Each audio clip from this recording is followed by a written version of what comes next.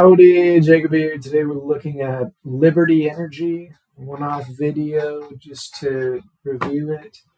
So the company is in the energy equipment and services industry, roughly the same market cap and enterprise value.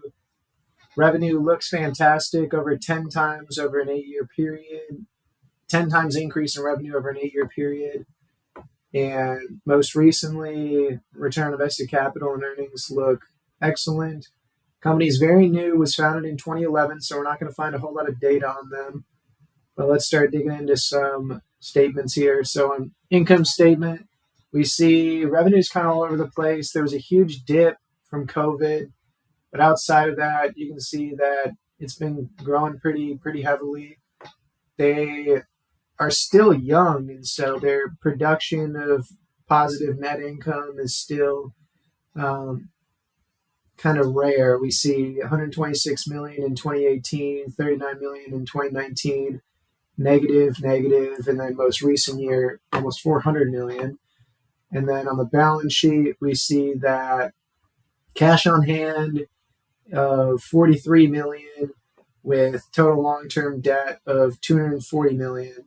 That total long-term debt is not too concerning, given that they do have 43 million on hand, and from a cash flow perspective, just last year, 102 million.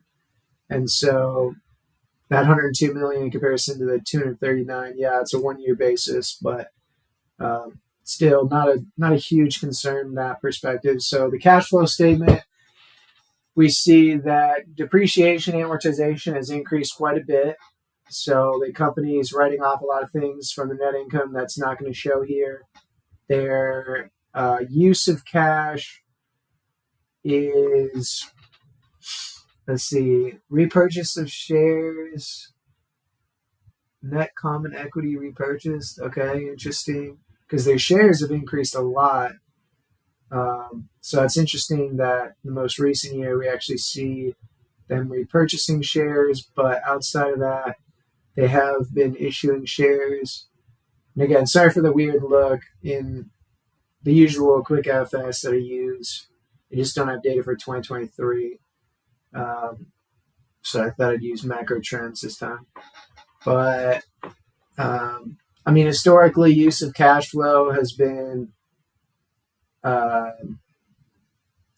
it's really just not consistent. I mean, the only one that is somewhat consistent is dividends, but outside of that, it really just depends on if they have positive earnings or not, whether they buy back shares, issue debt, pay back debt. It really just depends on the cyclicality of earnings. And so it's going to be a newer business, and so I'm going to have trouble being extremely confident in my numbers. And so just because of that, I'm going to put a little bit bump on the discount rate. I usually do 15%. I'm bumping up to 16, which is not substantial, but you might want extra safety here just because you don't have a lot of data backing you up with reliability. And so for me, yeah, it's grown like crazy recently, but I don't actually see a whole lot of acquisitions. I actually see no acquisitions there. And yeah, just one $15 million acquisition in 2022. So nothing really substantial.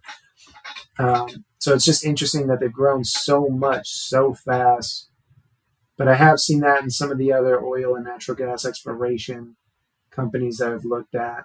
Just from inflation, the most recent years, it's just shot up like crazy. So I'm probably going to be a lot more conservative than other people, but I'll probably say 2% revenue growth, 13 P and burst free cash flow.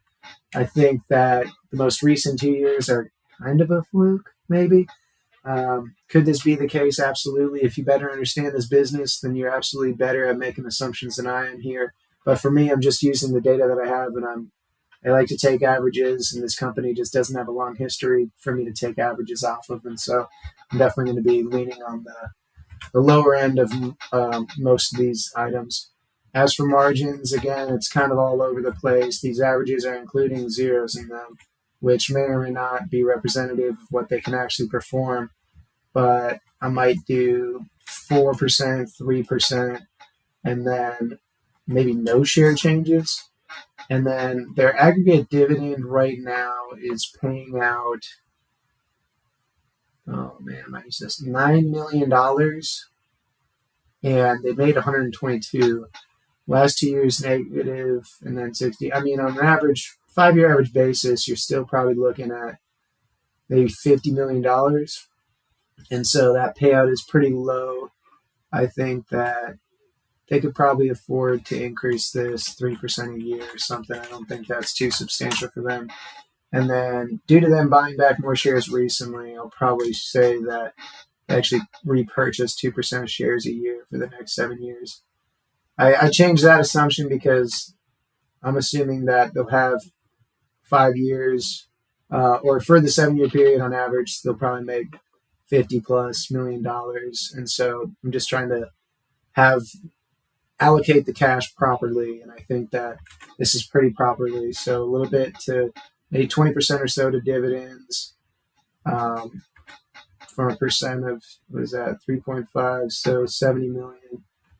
Yeah, it might be too much, actually. Let's do 1%. So what I looked at was rough math. I looked at their market cap. How much would it cost to buy back 1% of shares? And then what's the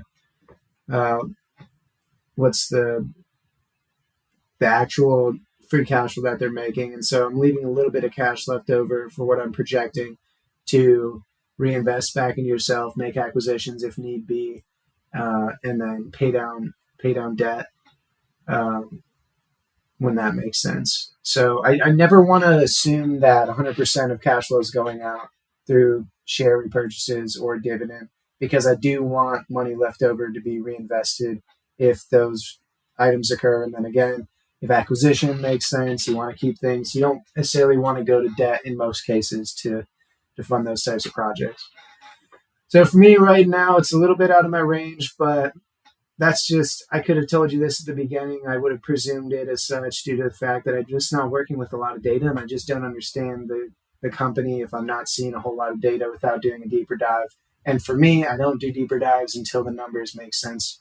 And then when the numbers make sense, then I'll absolutely do a deeper dive, make sure that I'm confident in the numbers. But for now, just sitting back and wait.